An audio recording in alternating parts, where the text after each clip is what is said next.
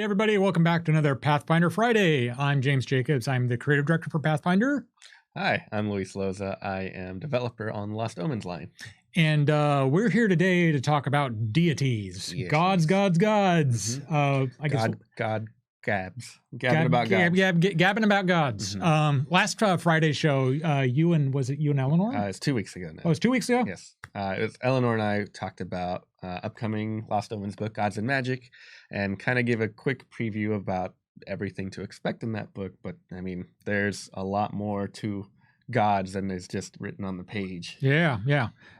So definitely check that show out if you wanted just a overview of what's in the book. Today we're going to be diving into like what it is about deities in particular. And we've basically, in the book, we've got three categories of things that can be worshipped. We've got deities who are these, they don't have rules. Mm-hmm. You don't get stat blocks for deities. They're super powerful. They basically do whatever you want the story to do.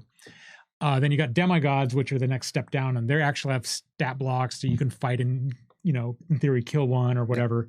And then you got philosophies, which aren't creatures at all. They're just ideals and beliefs and stuff like that. We're focusing on deities today, and really what their role is in the game, how you can use them as a player, how you can use them as a GM, and how important they are for like an entire campaign setting. Yeah. When we first came up with Pathfinder, we knew we needed a whole pantheon of deities, if only because we had a class, the cleric, requires deities to work. Mm-hmm. And we wanted to kind of throttle ourselves a little bit by not making a huge pantheon of sprawling, just a god for every single thing. We got there eventually, of course, yes. Which is fine. But we wanted this section of a relatively manageable group of deities that we could really focus the setting on. We chose 20, sort of not quite at random. I mean, it's a D20 game, so the idea of there's 20 core deities was kind of cute. But it also, at the same point, we wanted at least 2 for every alignment. So regardless of what alignment your character was, there'd always be 2 choices of a completely matching deity for you to worship. And that would, of course, put us at 18 deities. Then we have 2 left over where we just added in where we thought maybe things were, missing or whatever like that. And in those early days, we were pressed for time. And so I sort of took a shortcut and offered up a bunch of deities from my own homebrew campaign that had been percolating around. And a lot of those got basically kind of transitioned over into Pathfinder. And then some of them got kind of changed. Some of them were brand new. And it was really it was a fun time to just the way that Golarion was really playing out. We knew that we wanted, for example, this whole element of deities that have ascended from humanity with the Starstone and all that. And so that basically gave us 3 right off the top. Yep. We knew we wanted to have like all of the major like angels and demons and devils and all of these, outsider races represented. And it was really kind of like you fit all the blanks in really, really quickly. And as a result, also making sure that all the classes had like there had to be like somebody for wizards to feel worshiping and fighters and bards and clerics, of course. And then that gave us the core 20 deities, and that has kind of stayed solid all the way through. And the way we've presented deities in the various editions of the game, the 3.5 version and Gods and Magic, and then Intercity Gods did it for Pathfinder, and then we're back with Gods and Magic in second edition Pathfinder. So why don't you tell us a little bit about how we present deities differently than in the previous edition in this game, real quick.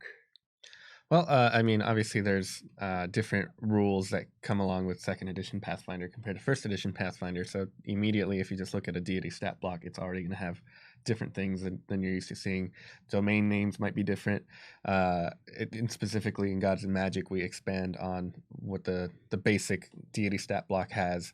And offer things like edicts and anathemas that say, here are the things that your deity that you worship wants you to do, and here's the stuff that you absolutely shouldn't do unless you want to upset your god, and things like that, which already offer just a bit more guidance and a bit more role-play opportunities, and a bit more of a chance for us to put the themes out for that particular deity with just that minimal stat block that we offer. And then from there, we get to based on if you're used to seeing the deities or not. You get to see a lot of new looks for some of these deities. You get to see some that haven't had the spotlight that they've had before. I mean, as you mentioned, we started with 20, but we're now at hundreds and hundreds of deities. If it was just a book about the core 20, it wouldn't be scratching the surface at all even. Right. So we start diving into some that are from older days in Pathfinder, some that are kind of relatively newer, and you know, just get to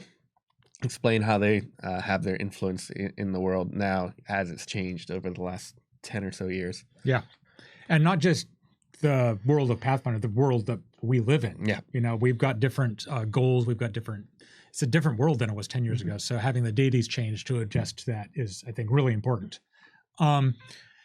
Let's bring up that first picture. This is one of my favorite pieces in the book. It's just so crazy, super epic. We've shown this off before as the opener for one of the Windsong Testaments that I wrote for the blog. This is one of probably the most well-known bit of established mythology about the deep history of the gods, where Rovagug, this giant ravenous world-ending bug deity, basically all the other gods had to team up and, you know, put him down, throw him into a cage, lock him up. And we've illustrated various versions of this before. This is the first time I think we've done it in with so many. We've got like Desna off to the left, and then Asmodeus down below, and then Sarenrae, and then Calistri off to the right. A lot more of them fought Rovagug here. Gods of Magic goes into a lot of this history. It's kind of spread out among all of the different deities, but this is something that when you are making deities for your home game, it really helps to set the theme for your entire campaign. And you can add like all sorts of different mythological elements that give everything sort of this sense of deep history of what was going on before mortals were around. One of the fun things I saw online on our message boards, somebody was mentioning, I always thought Rovagug was larger, and then somebody else pointed out, well, down at the bottom, those are probably mountains. Yeah. So, yeah, keep in mind that all those deities are probably way larger than life. Absolutely. And I mean, this is just our mortal representation of something that is completely unknowable. I mean, if you're an artist and you have a limited size canvas, you got to make it fit. So, did you talk? Sorry to interrupt, but that reminded me of something that you and Eleanor came up with that I think is probably my favorite part of the new book. Sure.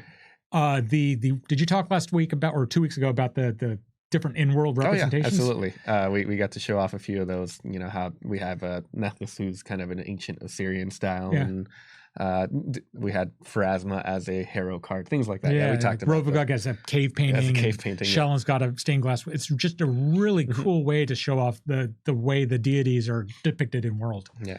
So So we're talking about, you know, how are you going to use your deities? Maybe are you going to create new deities? So I think maybe we should first talk about what role do deities serve in a campaign setting, in an adventure, in just kind of narratives. Yeah. So, I mean, a deity, we say, has no stats. That means, in a sense, they are all as powerful as the stories we're willing to tell with them.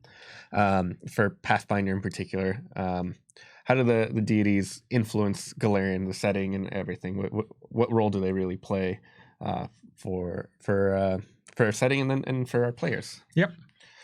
I mean, to me, it's as foundational to everything you want to tell as much as like the actual shape of the continent or, you know, anything, because it's really, well, you could take any of the deities and kind of use them as a template. And if you're the GM, for example, all you know is you want to have a story where the player characters confront something in the wilderness, and that could be just a haunted house or an old castle or something like that. Could be a lost temple.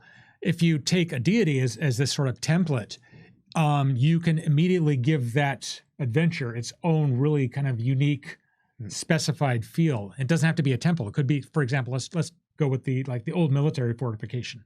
Let's bring up the next picture of. So here we have Desna. And if we wanted to do this adventure and it was like, go investigate this old fort out in the middle of the forest, and I decided to use Desna as the theme for that fort, that immediately tells me that, well, looking into Desna's information and all that, she doesn't really do a lot of temples. She has a lot of like places of natural beauty and standing stones and stuff like that. So that immediately tells me that maybe this fortification is more of something like an ancient giant tree, or like a Stonehenge type thing with maybe a dungeon hidden underneath it. And if I wanted it to be an adventure where you go and fight monsters, Desna's a good goddess. She's the goddess of like dreams and travel and luck. So that might tell me that maybe this dungeon is instead an old temple of Desna that's been corrupted, or something has moved in and has capitalized on it. So maybe it's a nightmare creature, or some sort of creature that is all about like bad luck. Maybe it's infested with pugwampies or something that brings about really bad luck.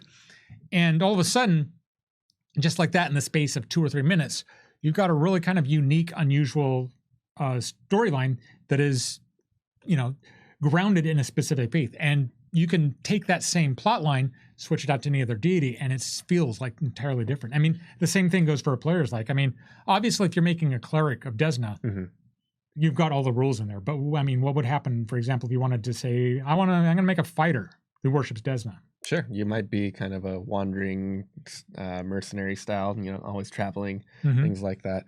Yeah, your deity isn't specifically tied to your class necessarily. We have a cleric, we have champion, and you can be a cleric and champion of particular god, particular deity. But yeah, I think it's very important for players to remember you can worship whoever you want, whether or not you're getting straight up divine spells and all these amazing abilities from a deity. It's still a facet of a character that can be pretty important. Yeah. And you can play up as much as you want. So that's how you might do something with Desna.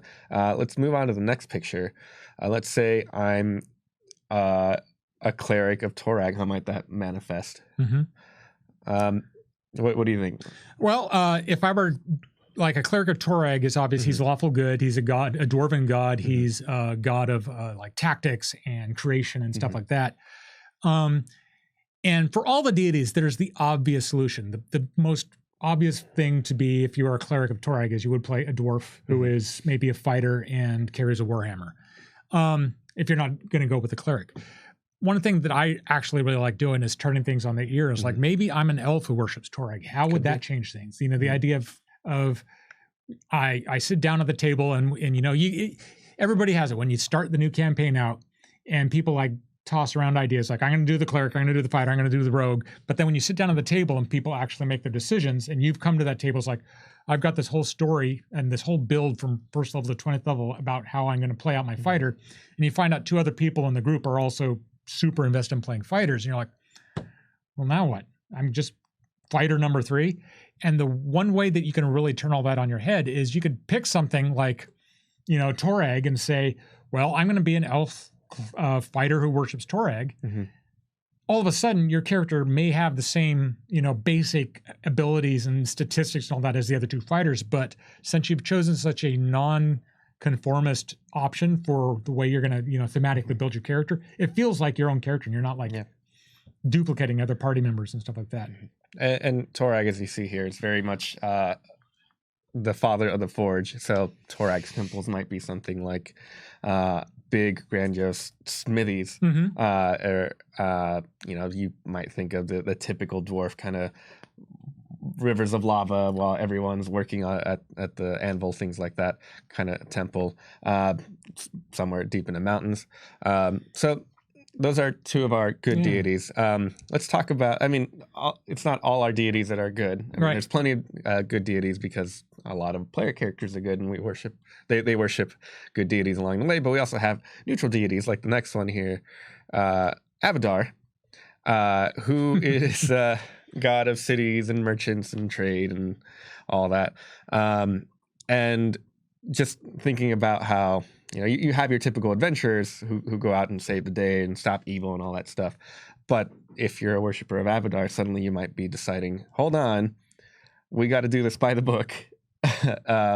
If we can, we can try to bring about justice through the bureaucracy and everything that comes with law. If you do everything by the book, suddenly you don't have to worry about someone getting off because of something that you did. But Abadar is also neutral, so maybe you're not actually out to adventure to stop evil. Maybe you're just out there to kind of further your brand as an adventurer and push forward. Like, hey, I'm here to trade. Let's get some trade agreements going, things like that. And it's very easy to see that suddenly, if you had an idea for maybe what you wanted to play. I wanted to play a rogue. I wanted to play a wizard, but didn't have an idea who your character might be. Suddenly, having a deity can help influence the reason you might be going on adventures or things like that. Yeah, and then from the GM side, it's neutral deities give you a really interesting tool to work with. Abadar is one of the deities that I exported from my campaign setting. I kind of invented him because I knew I needed a god of the city because that's important. Yeah. I've always kind of been bored by him because just the idea that he's just the bureaucrat, the politician, doesn't really, to me, feel like the type of high adventure type character. But at the same point, I think he makes actually a really kind of compelling antagonist for us in a setting. You know, I mean, he's certainly got paladins working for him. He certainly wants to further society and make things comfortable for people living in like urban environments. But I mean, there's plenty of inspiration, unfortunately, from the modern era about like corporations doing terrible things to environments or people or something like that. And I could see some of that stuff bleeding through in a religion that isn't really concerned about whether something is good or evil, as long as it's lawful. I've this game that I'm running Wednesday afternoon or evening for folks that I haven't run for like a month and a half because of sickness and vacations and all that stuff. Hopefully in a couple of weeks I'll get that started up again. They're exploring this small town on the coast of Cheliax and or the coast of Ravenel actually.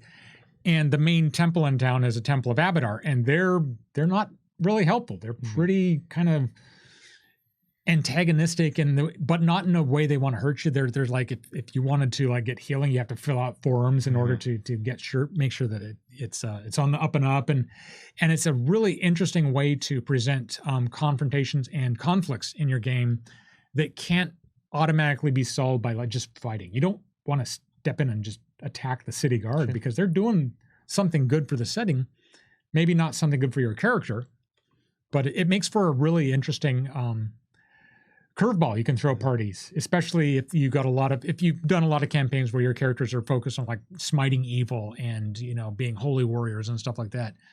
It gives a more nuance to the setting if they can't fall back on like just they're evil, they must go. Yep. So talking about neutral deities, if we go to our next picture, we have what I think is probably our most neutral of deities in terms of like impartialness and things like that, Pharasma here. But even Pharasma has like interesting wrinkles that we try to include to give interesting stories. She's in charge of the afterlife and the ultimate judgment of souls. But the creation of undead interrupts that, and Pharasma might end up having similar stories to those of a good deity where, hey, she wants to get rid of undead, which kind of aligns a lot with what a lot of good deities want, even though she's meant to be neutral. And how did you come up with some of these interesting wrinkles over the years here for like the likes of Pharasma? Well, Pharasma is sort of the name Pharasma, I think, is James Sutter came up with, but the idea of this impartial goddess who's judging all of the dead and deciding where to go and doesn't like undead is a character that I did in my homebrew as well that was really kind of, there's a lot of different inspirations for like, I don't know, I'm sure there's people out there in the internet that have heard of Sandman, the Neil Gaiman comic, and there's a character in there, Death, who's kind of got this sort of very friendly approach to like death. She's here to, ease you into the afterlife. She's not a scary figure. And so that's part of the reason why I wanted Pharasma, our death goddess, or death god, death deity, not to be, the Grim Reaper. The idea that she's also the god of birth. She's the god of the entire cycle of birth, life, death, birth, life, death that goes on and on and on. So it didn't really make sense to have her be super scary looking. She's stern looking, but she's not frightening looking. And it kind of just went from there. The idea that somebody would need to decide where you went after you died. And that meant that she would sort of have to have like sort of this omniscience about everything you did to be able to judge you fairly and impartially. As you said, she's a very, very good idea for, our good theme for like an anti-undead campaign or something like that. But again, since she's neutral, she can just as easily be, a thorn in your side or, there's this whole element of tomb robbing is like going into the evil tomb and exploring it and all that. That's not something Pharasma really wants. So you might find yourself running up against her church in an adventure where you've been hired to go explore a tomb to figure out why, if there's a undead incursion or even just bandits or something like that, or even something along the lines of somebody who keeps resurrecting a king that keeps dying, and then they resurrect him and then he dies, and he resurrects him and dies, and he just goes on forever and ever and ever. That is just as disruptive to the cycle of life and death as undeath. And that might be a case where, even if that's a lawful good king, the Church of Pharasma might be an antagonist in that campaign. There's a lot of different ways you can go with it. Well, speaking of antagonists, if we move on to the next picture, we end up on the other end of the alignment spectrum here with Asmodeus, who's kind of, he's our kind of guy to cover for whatever we need a devil absolutely kind of figure. He will offer you the contracts that signs over your soul for that thing that you want, and it turns out there were a million different fine text lines that you missed in all the different loopholes that he has there. So, what makes us decide to have something that is just clearly this obvious evil in here? We need to have stuff for a lot of good heroes to fight, but sometimes, we'd like to have evil characters and the like. So how do you kind of walk the line there between having something that's just so blatantly evil that's, a good antagonist for you, but also something that is something worthy of worship for the evil players, or something that it would make sense that, hey, if I'm evil, it makes sense that I want to worship this guy.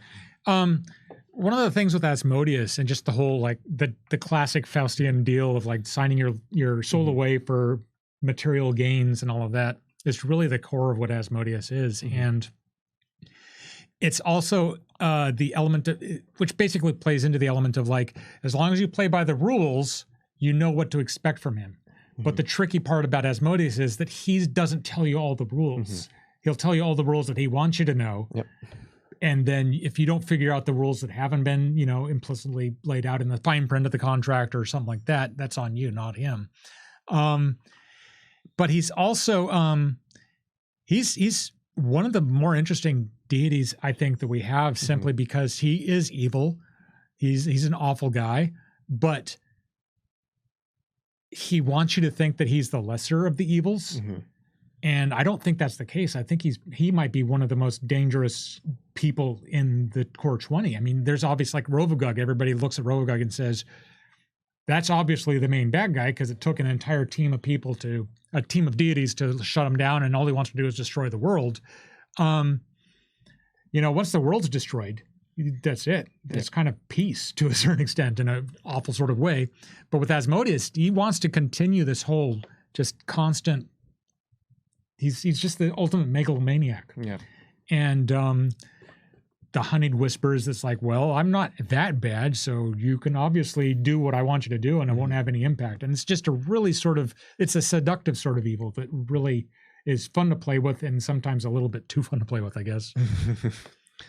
So, talking about evil characters, if we look at our next image here, we have Norgorber here, our god of secrets and poison and assassins and thieves and whatnot.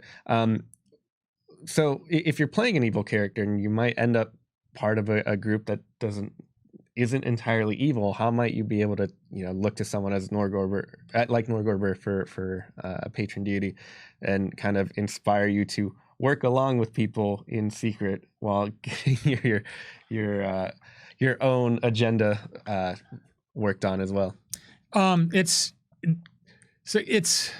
It can be tricky. Playing an evil character, the classic is the evil player character is the one that is there to destroy the other player characters.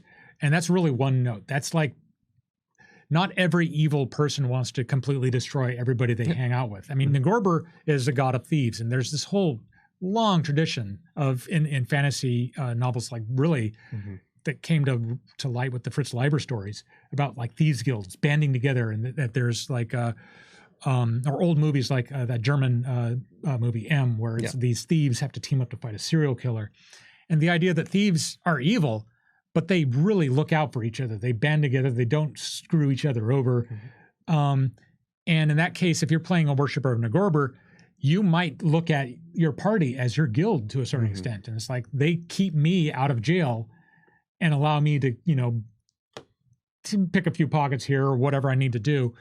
And so when we were building Norgorber, we really wanted him to be a really more complicated deity than a lot of the other ones. He's got 4 different manifestations. They're all Norgorber, but they run the gamut from one side is the Skinsaw Man, which is the god of who basically says that you can shape the future by killing the exact right people at the right time, and then they're not going to be around to do what they're going to do. And in so doing, you can kind of butterfly affect the future that is best for you.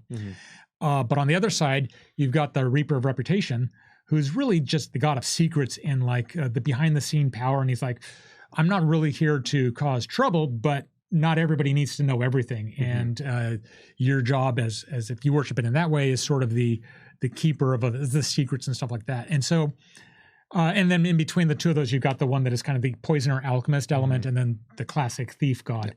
And those 3, aside from the Skinsaw Man, which is full on evil, you probably shouldn't have a Skinsaw PC unless you're all Skinsaw PCs. And even then, but the other 3, you can fit into a party pretty well, as long as you have like the social contrast. Like, I'm playing a thief, and somebody else is playing a paladin. You want to have to figure out why you're going to get along together, but it can give you a really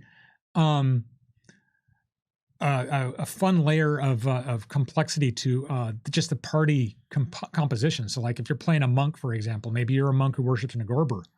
How would that make your monk character feel different than anything else? Yeah. So some of the previous deities we talked about, it's pretty obvious like what their temples or their shrines might look like. Asmodeus has your typical evil temple. You have typical Church of Pharasma. But Norgorber being more secrecy oriented, more subtle, how might that manifest in the setting? How might GMs want to use that? Like, it having a very obvious big neon sign that says Church Norgorber here is probably not his style. So what might that look like? It's really, I mean, on one level, it could just be the classic Thieves Guild, but it could also be, it could be like a shop where that just sells masks. It could be like a political forum, anything where you can imagine like corruption and secrecy and, not necessarily murder necessarily, anything where that can happen. And honestly, later this year, we're going to be having the Absalom book come along, and there's going to be Norgorber's one of our ascended deities, and he wasn't born in Absalom, but he became a deity in Absalom. And so he's got a really strong presence there. All 4 of his aspects have different roles going on in that city. And we've got different examples of how those temples kind of like show up. He's a interesting character. I just love how the artist has done this whole element of like he's invisible, but you can see who he is because his clothes aren't invisible. Yeah, it's just interesting how even the thinking about something like what might their temples or shrines might be suddenly inspire different types of storylines. That you can play out in adventures you can have. If the PCs have to go deal with the Church of Norgorber, they might have to learn secret passwords and secret meeting times and all that stuff like that. So it's just kind of a fun thing to look at where GMs can use, even if they don't necessarily plan to have the PCs go and take the fight to Norgorber directly, just having them pop in here and there, how they can kind of change the flow of a story or change the genre and themes of those right away.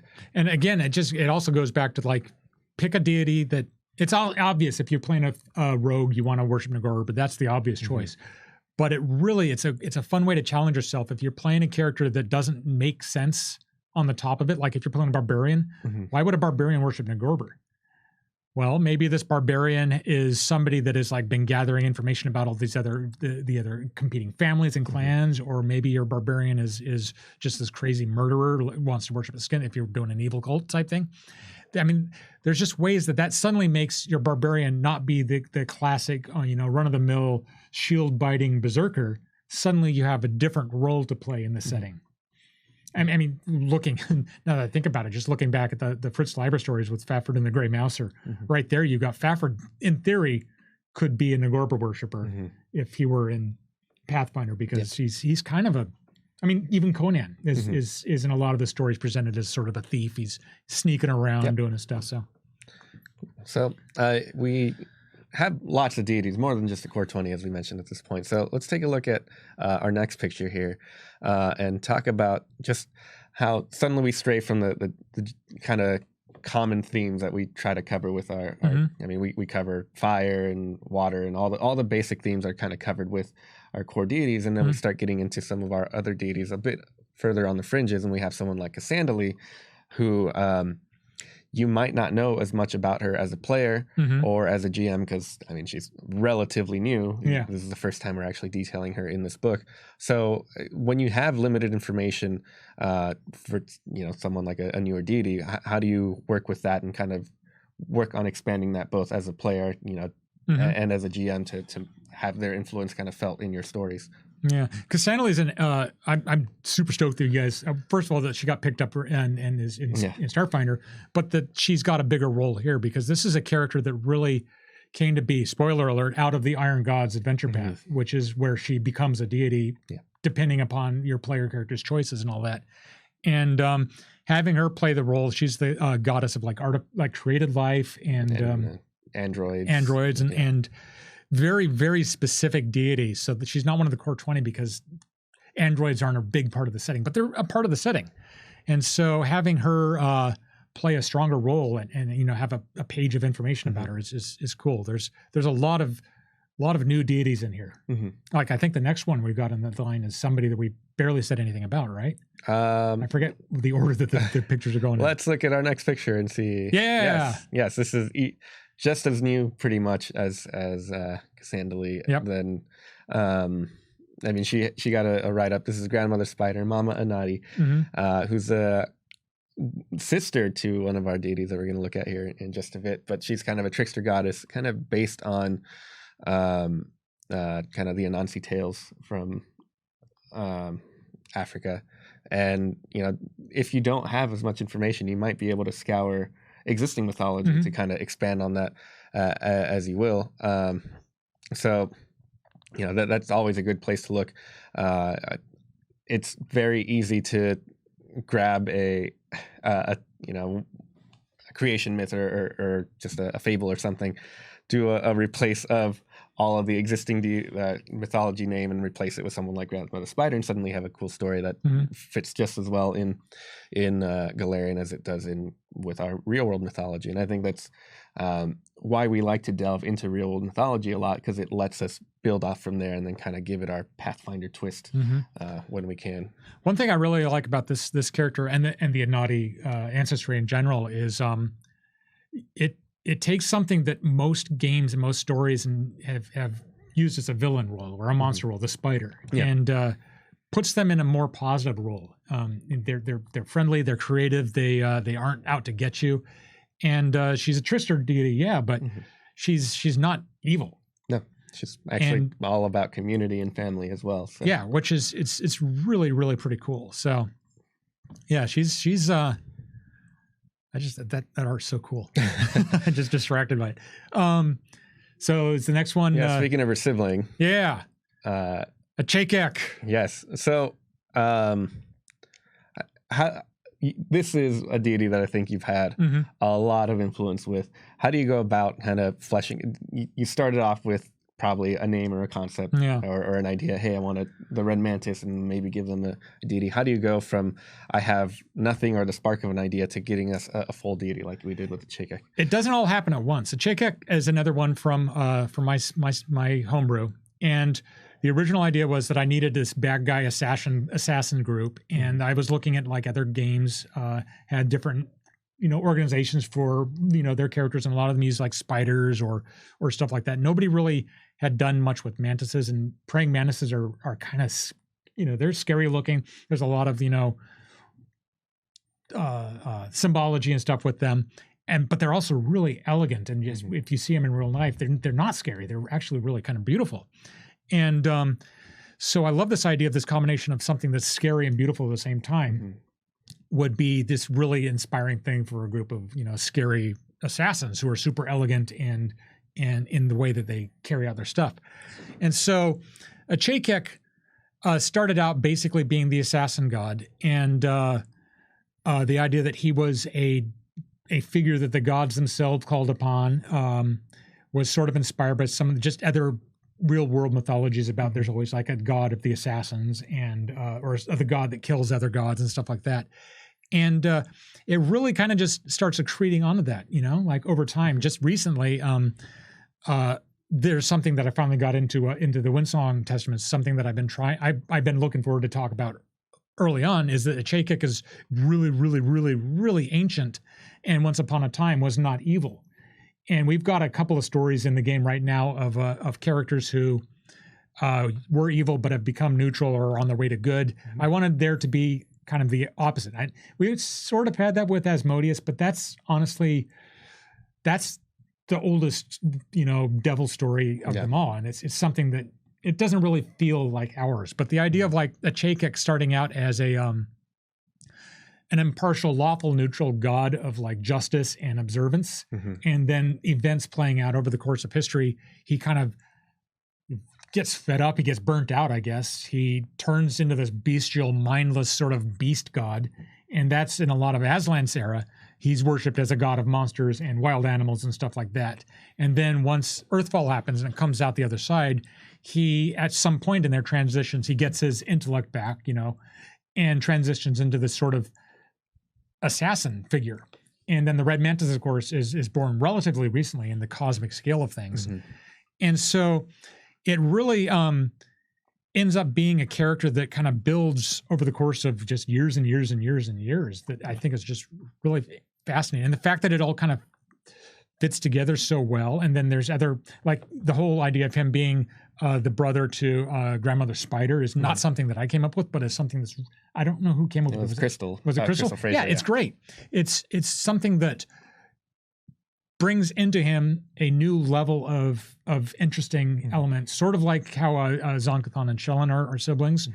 But I think that in this case, they're not really antagonistic towards each other. They're kind of like, they got different goals, they've got different interests, but they're still somehow related and they still respect each other. Yeah, which is a really fascinating. I mean, that's not that unbelievable. There's plenty of families in real world example where it's like they don't really get along with each other, but they're family and they stick together. So that's the last of our pictures there. Yeah.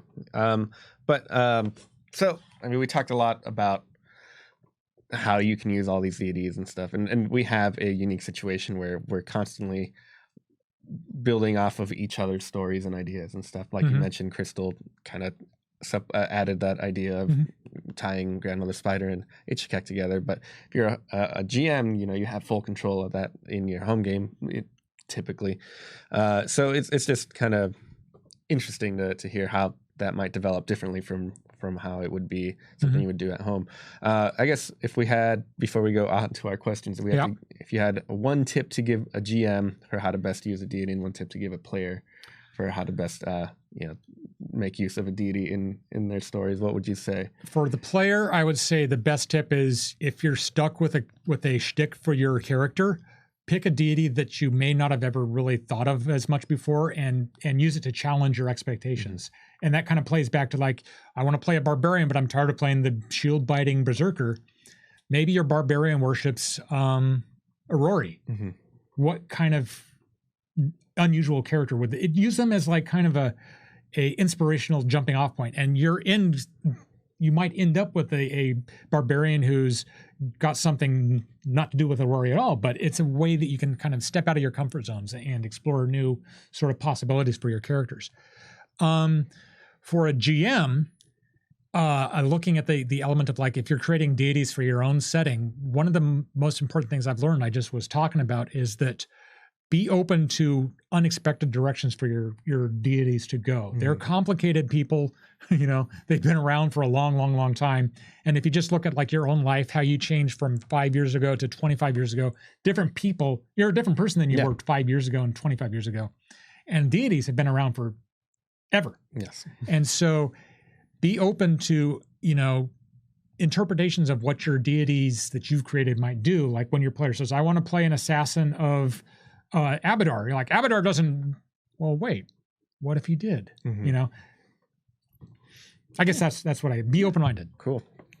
Awesome. So I guess we have a bit of time here to take some questions from people. I think one thing I wanted to mention, if you're checking out Gods and Magic, another thing you can look at for inspiration for as a GM is the Divine Intercession system. We previewed it a little bit at last time we talked about the book, but it's basically, hey, players have done something that has gained the attention of a deity.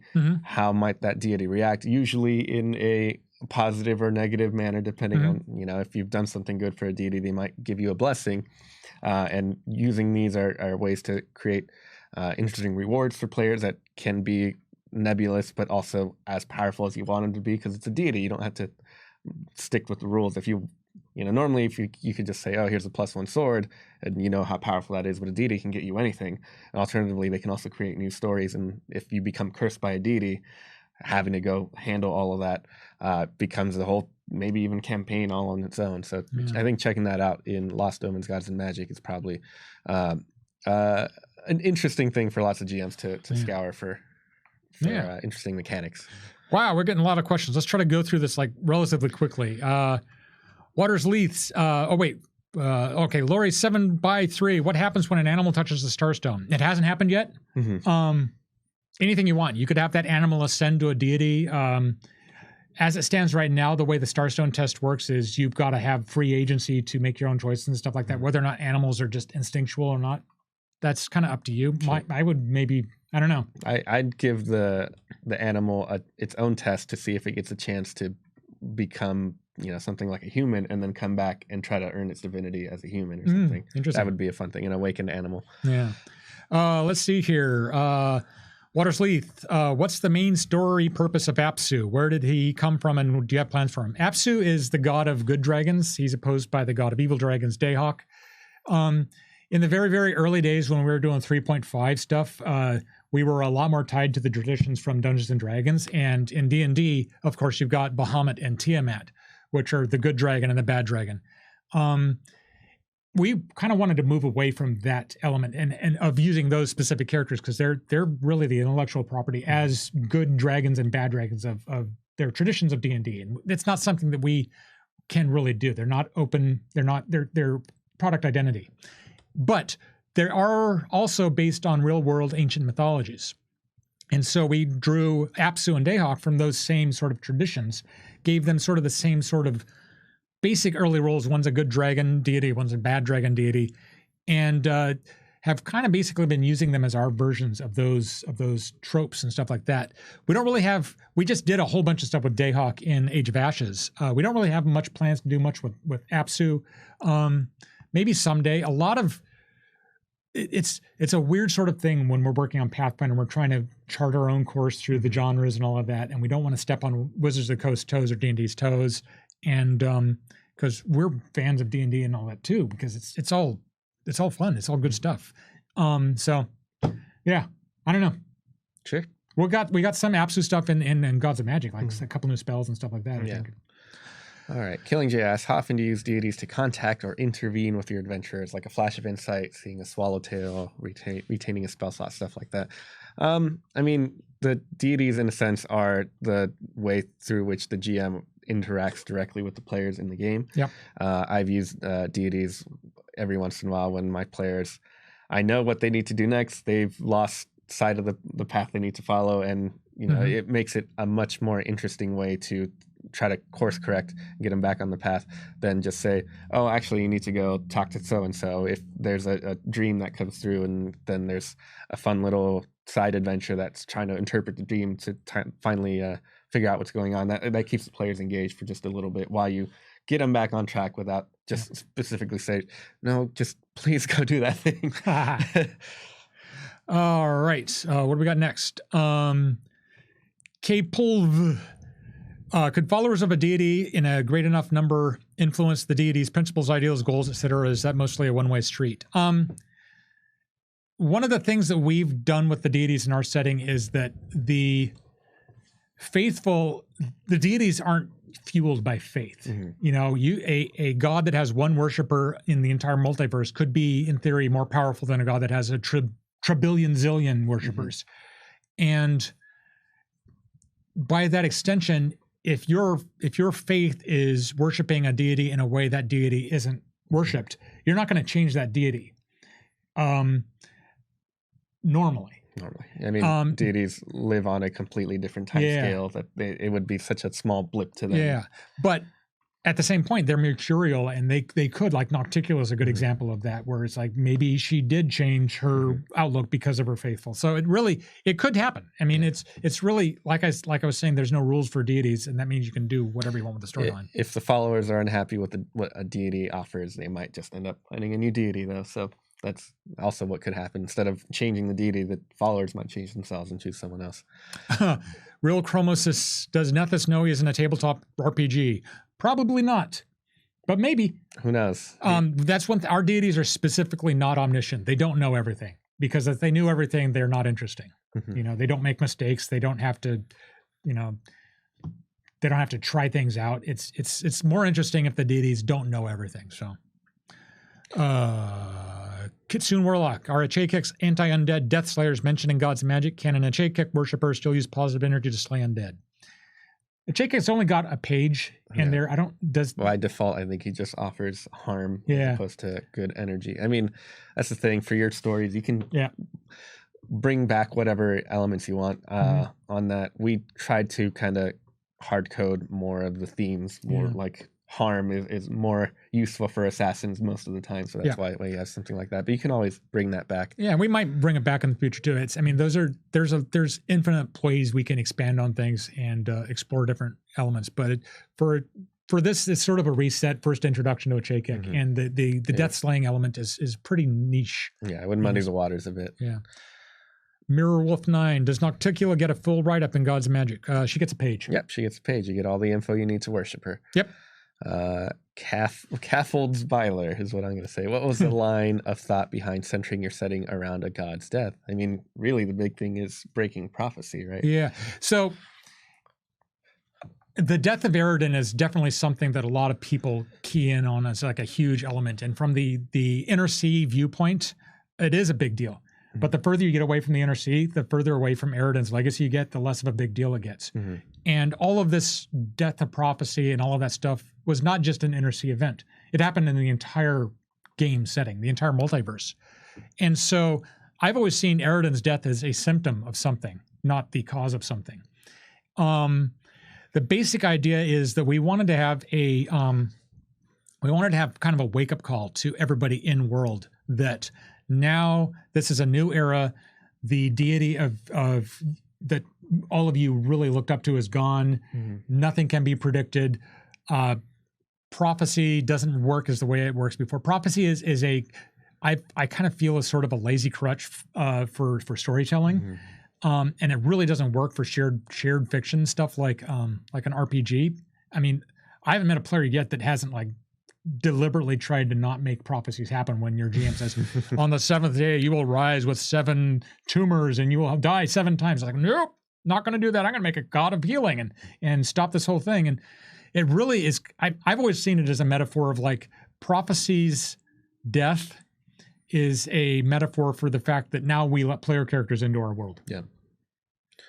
Nurk asks, how is old man Razmir doing these days? He can't be getting any healthier. That's for sure. Can't he? I mean, I don't know. There's ways for people to stay young. That's true, but setting, and if Razmir has a lot of money, Razmir is still around. What he's up to? Come back, ask us in a year. Yeah. Or like start reading between the lines. We've got stuff coming out about Razmir that reveals information about Razmir, not necessarily in content about Razmir. Yeah. It's a complicated way of saying we got plans, just pay attention and you'll see stuff. Golemites ask, is there a god of hindsight or one that would qualify? Not really. We should have had one. Yeah. Yeah. And in hindsight, it's not a bad idea. I mean, any god of fate or time, like Phrasma would work. Yogg-Sothoth. Shaika. Yeah, there's a lot of those types of deities that are. Or you make one yourself. Yeah. Because it turns out we should have made one. Yeah. If we scroll back up there, Peyton, please. There we go. King Trey III. What is Achekek's deific categorization? Is he a god, demigod, quasi deity? He had stats in 3.5. In 3.5, we were using the Wizards of the Coast rules for D&D 3.5, and that included the deities and demigods rules for like different tiers of deities and all of that. And at that point, you could make stats for deities, and it was in the rules. When we switched to Pathfinder, we went our own way. And a Chayek is a full-on deity. He doesn't have stat blocks. Yeah. So if you wanted to justify that 3.5 version of him that appeared during Curse of the Crimson Throne, he's an avatar. Yeah, that's an avatar. Yeah. This is your question for you, Lightspeed Flash X. How do the demons feel about Nocticula's ascension? They feel betrayed, curious, angry, and confused. And also are ready to take over her old spot. It's a story that I'd like to explore at some point. What happens when Nocticula abandons her realm? There's all these dead demons that have turned into islands. Does that mean the islands just stay as they are? Do they erode away? Do they resurrect? There's a lot of potential interesting stuff. There's certainly...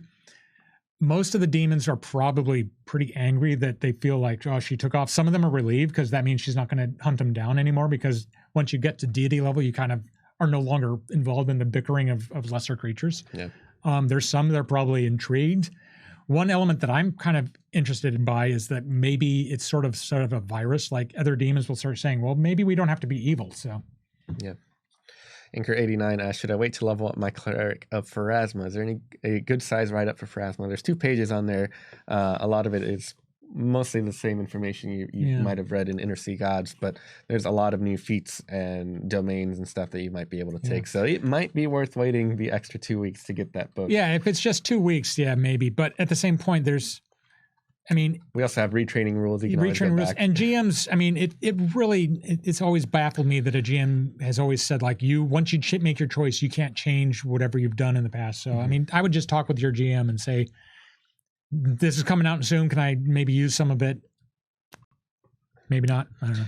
Pharaohs asks, could one construct a circus pantheon, a group of gods that circus performers could worship? Absolutely. Oh, yeah. We actually are going to be featuring rules on pantheons in Gods and Magic. Yep. And there's actually an upcoming blog post that talks a bit about how to maybe make your own.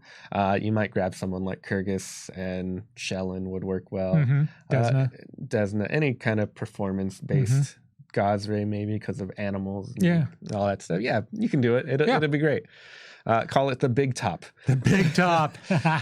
Inker89 asks, are there any goblin gods of good alignment? Not that we've specifically said so. And the whole idea of like goblins being a player character, my theory is people who want to play goblins don't want to play... If you want to play a good goblin, one of the things that's really compelling is that you're not a normal goblin. And a lot of player characters like the idea of playing a character that is off-center from the norm. I mean, that's why Dritz became so popular. It's all Drow at the time were like these evil, demon worshippers, and now we've got a good guy. I mean, in time, maybe in a cosmic sense, or maybe once a goblin player character passes the test of the Starstone, there might be a goblin god of good alignment. But at this point, my preference is that if you have a good goblin who is a faithful, a goblin of faith, that you would be worshiping one of the dozens and dozens of good deities out there. You might depict Desna as a goblin. There's no reason why you couldn't do that. Doesn't mean Desna's a goblin god, but she'd certainly accept a goblin. All right. Lauren Ellendale asks, any juicy secrets revealed in this volume for the first time? I don't recall any big secrets, but there are some deities that show up for the first time that have the write-up, so you will be learning new stuff with that. Severin Laureate asks, with Scaly Kind becoming more a domain of dragons, is there a replacement that's more geared towards snake or other reptiles? So Scaly Kind is still around. The Scaly Kind domain from first edition has been renamed to the Worm Kind. So it's meant to cover anything that is scaly and might resemble a dragon kind of even a little bit, including snakes or lizards and the like. So that should cover most of what you want to do on that, or at the very least, it's the best spot for us to expand outward to more common reptiles. And the way that we've set up these alternate domains, there's no limit to the number of alternate domains that could exist. Yep. And I could see there being a snake domain very, very easily. The Killing Jay, is Lasala getting any changes or spotlight in the world? She's not in the book. I don't think she's. I don't recall her. Yeah. She's in the chart at the end. There's a giant chart at the end that has like hundreds of deities listed.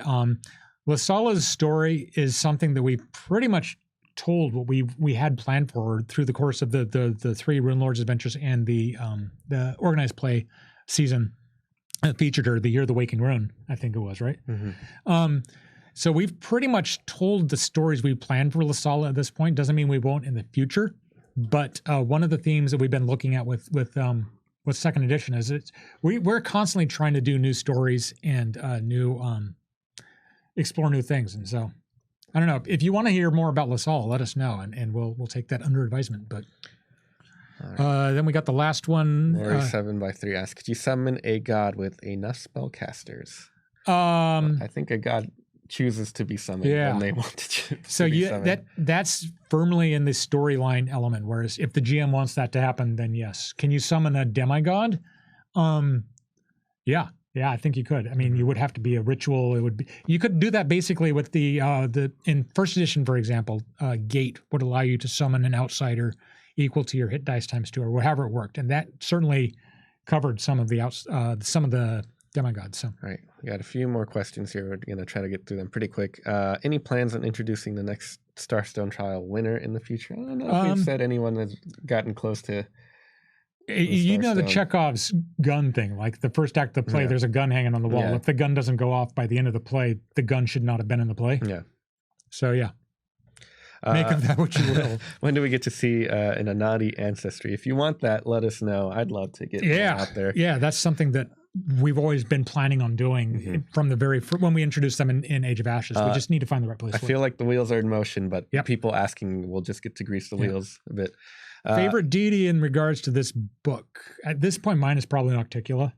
Sure. What's yours? That makes sense. I'm always a fan of Kyrgyz. He's just a nice guy and always wants everyone to have fun and do well. Could you give an example of a major intercession from Kyrgyz? Oh, he might let you carry more. You might have a greater carrying capacity for a while, or you might have a greater speed. Or if you're not someone who focuses on feats of athleticism, you might be able to, be able to like enter a competition and have this bout of good luck and something like that. Whatever your competition may be, whether it's physical or not. Is Baphomet's cult still active in the Sarkora Scar or anywhere else? I mean, we talked about for a bit that Baphomet's still around, right? Yeah, Baphomet is. We make decisions on what characters live and die in Adventure Pass. Baphomet is canonically still alive. Discari, I believe, is canonically dead. Baphomet is around. His cult is gone back into secret mode, though, more or less. Yeah. Are you going to incorporate Cansandale as a canon demigoddess? She's deity, right? She's officially a deity. Yeah, she's in the book in the deity section. So she pretty much jump started right over the stats counts. And is Any chance of seeing a Starstone adventure? Oh, of course, there's a chance. One of the interesting things about a Starstone adventure is that all of the examples we've done so far in history of the game show a single character taking the test and passing it. And that's not how the game works. The game is for a group of players. So that's something that we'd have to keep in mind for doing a Starstone adventure. Yeah. I mean, I've always said that if we do a Starstone adventure, it's not the one where a player becomes a god. It's where a party becomes a pantheon. Could there be a major god that's believed to be real, but it's actually fake? There could be in the setting, and in fact there are, but there are not ones. But you can't have clerics of that. It's something that it would have to be a faith that would use maybe divine sorcerers or bards or characters that would trick and pretend to be clerics or something like that. That's really not sort of a spoiler alert, it's Razmir. The whole Razmir storyline is a person that is pretending to be a god and has pulled the wool over the eyes of an entire nation, and people believe he's a god. He's not. But he doesn't have clerics. So you could certainly, there's an example of that in Golarion. So as soon as you can grant spells, you become some kind of deity, whether it's not a full-on deity. If we scroll, when you wake up in the middle of the night to use the bathroom and you stub your toe on your armor, is that the will of Zon-Kuthon? Stubbing your toe in the middle of the night. Yeah. Yeah. That's in the middle of the night. Yeah, and the most minor of intercessions. Well, no, to be full on Zonkathon, it would be in the middle of the night. You stub your toe so hard it just shears right off and you lose it. There you go. It's gone forever. Someone asked, are we talking about Imperial Lords in Gods and Magic? We are. So look forward to that. Snag that book when it comes out in just shy of 2 weeks on the 29th. Yeah, it's a pretty fun book. It's like I was saying, the art in there has just got some just really cool in-world depictions of the deities. Giant table at the back that if your favorite deity is not represented in one of the one-page write-ups or in the rest of a book, you're going to have hopefully a little bit about their anathemas and edicts. Not all of these are in there. There's going to be some that are left off. Let us know. I'm a huge fan. Deities are probably one of my favorite parts of this setting. So much so that I think you're going to keep talking about them. Yeah, it's next week. Yeah, and the week after. So if you had fun here and you had a question that we didn't get to, or you wanted to hear more about like demigods in particular, stop on by next week and we're going to keep on talking. And So Peyton, what do we have coming up after this episode? I think Dragons and Things right now is doing reruns and stuff. Yeah. So we'll probably go say hi to them. Yay! Catch up on Dragons and Things. Yeah, and they currently got a new studio, so it's pretty exciting actually. So they've been on hiatus, but they're doing some reruns. So if everyone tunes in next week, we'll be talking more about gods and magic deities and old gods and all that other fun stuff. So hope you guys are excited for that. Oh, one last question there. Grotus, get a wrap. Grotus has a page, yes. Yeah, Grotus has a page. You can see Grotus's beautiful face. Grotus is a weird one because his sacred, holy, unholy, whatever symbol is just him. So like when we have that page, there's a picture of Grotus and a picture of symbol. It looks like the same art. It's just tiny smaller. Grotus. he's good times. Cool. Well, thank you, everybody. Yes. Head on back next week and stay tuned for Dragons and Things.